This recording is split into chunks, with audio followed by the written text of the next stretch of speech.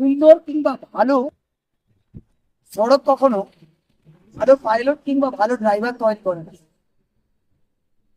খারাপ কিংবা বাজে সড়ক বা রাস্তা একটা ভালো পাইলট বা ড্রাইভার তৈরি করে।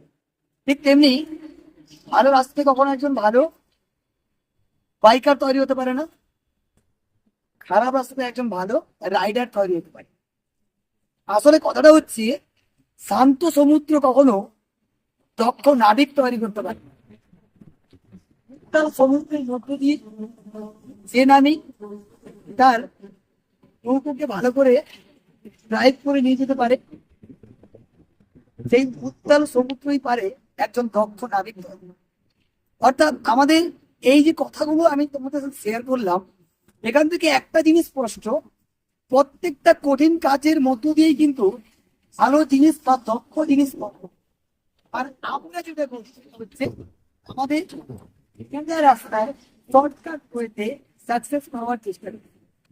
এটা কিন্তু সবচেয়ে বড় ভুল পন্থা